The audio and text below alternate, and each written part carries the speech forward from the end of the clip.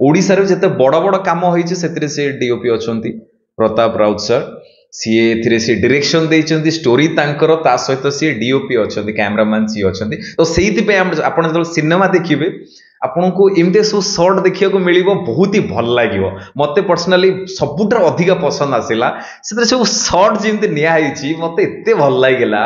मते लागिला गोटे तेलुगु सिनेमा देखुची गोटे बाहर सिनेमा देखुची एते शॉर्ट मते भल लागिला एमते एंगल सब शॉर्ट निया हिची एमती लुक मते लागुची मते बहुत पसंद आसिला आ अभिनय कथा कहया पई जेबी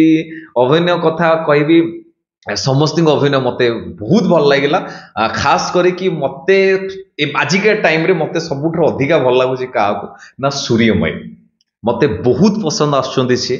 तांकर परफॉर्मेंस तांकर एक्टिविटीज तांकर काम प्रति जेतिक डेडिकेशन सेटा देखा होची सी केते रिसर्च करिसंती केते सिनेमा पाई केते डेडिकेटेड काम पाई केते डेडिकेटेड सेटा जणा पड़ुची अला अला काम रे जेमती परब रे मु तांको विषय कथा हेतिली सी कमेंट भी करथिले मते बहुत भल लागितला थैंक यू बहुत भल मोर भी इच्छा अछि केबे तम सहित काम करिया पे सूर्यमय आ एटा केबे ना केबे तो हबो डेफिनेटली मु काम करिवि आपन सहित बहुत भल लागुची आपन को काम देखि कि आपनकर जो धीरे डे बाय डे ग्रो करूचंती जेमती गोटे इंटरव्यू रे देखितिली कि आपण कहउतले कि जी मते रोडीज टाइम रु जी मते जानिची सी मते जानिची कि मु धीरे धीरे केमती ग्रो करूची बा मोर जो ग्राफटा केमती अछि सी जानिची तो मु आपनकर अधिका परफॉर्मेंस रे देखिनी बट धीरे धीरे ये जो सिनेमा देखिला भितर मु धीरे धीरे आपन को सर्च करूची रोडीज रो वीडियो देखुची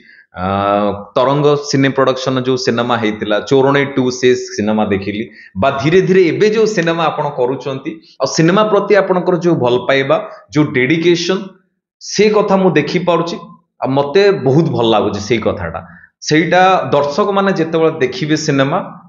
तांको बहुत ही भल लागियो आपनको काम आपनको डेडिकेशन काहे ना से नाच करिया पई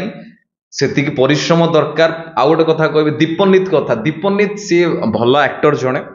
भल भल काम आसी एबे तार सीए केबे स्वप्न रे भाबी नथि से डांस करिवो दैट टू गोटे लोक कला लोक नृत्य डांस करिवो बहुत भल लागिला कि सी डांस करूची सी आ पई मासे खंड ट्रेनिंग नेइची सिखिची बहुत भल कथा आपण माने दीपनित रो भी अभिनय भल लागिवो दीपनित की किछि अलगा रे एथरे आपण देखिबे नेगेटिव रे देखिबे आपण को बहुत भल लागिवो चौधरी जयप्रकाश सर टिलू सर तांको कथा तो मु कोन कहबी तांको कथा कहया पई मु सेति की नो योग्य नो तांको विषय कहया पई मु सेति योग्य नो सी बहुत पूज्य मो गुरु हेबे सी